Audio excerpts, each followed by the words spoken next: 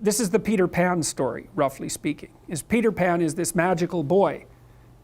Pan is the god of everything, roughly speaking, right? And so it's not an accident that he has the name Pan. And he's the boy that won't grow up. And he's magical. Well, that's because children are magical. They can be anything. They're nothing but potential. And Peter Pan doesn't want to give that up. Why? Well, he's got some adults around him, but the main adult is Captain Hook. Well, who the hell wants to grow up to be Captain Hook? First of all, you've got a hook. Second, you're a tyrant. And third, you're chased by the dragon of chaos with a clock in its stomach, right? The crocodile. It's already got a piece of you. Well, that's what happens when you get older. Time has already got a piece of you. And eventually, it's got a taste for you. And eventually, it's going to eat you. And so Hook is so traumatized by that he can't help but be a tyrant. And then Peter Pan looks at traumatized Hook and says, well, no, I'm not sacrificing my childhood for that. So that's fine, except he ends up king of the Lost Boys. In Neverland, well, Neverland doesn't exist, and who the hell wants to be king of the Lost Boys? And he also sacrifices the possibility that he'll have a real relationship with a woman, because that's Wendy, right? And she's kind of conservative, middle-class, London-dwelling girl. She wants to grow up and have kids and have a life. She accepts her mortality, she accepts her maturity. Peter Pan has to content himself with Tinkerbell.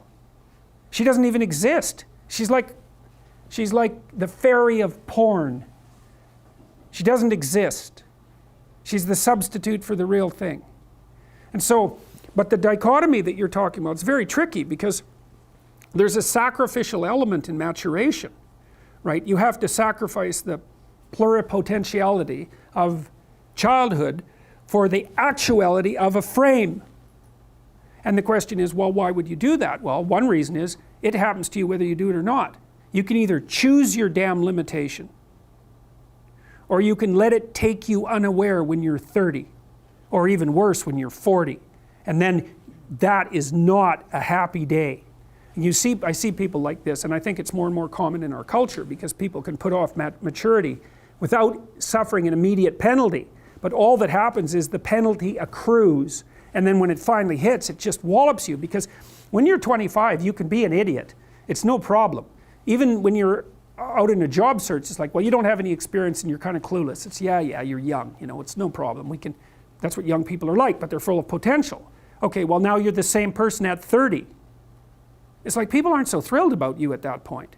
It's like, what the hell have you been doing for the last 10 years? Well, I'm just as clueless as I was when I was 22. It's, yeah, but you're not 22. You're an old infant, right? And that's an ugly thing, an old infant.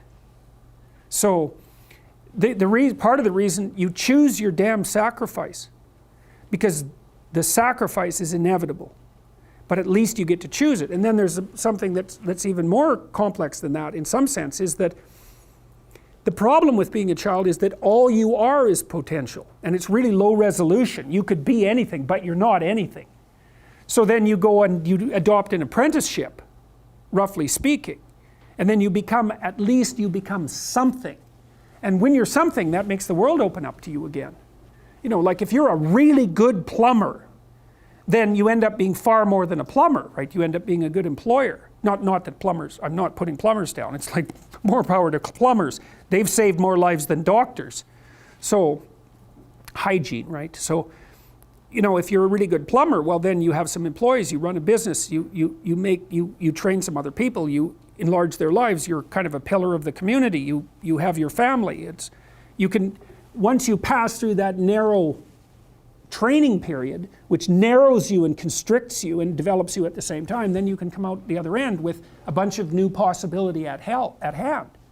And Jung talked about that. He thought that part of the proper path of development in the last half of life was to rediscover the child that you left behind as you were apprenticing. And so then you get to be something and regain that potential at the same time.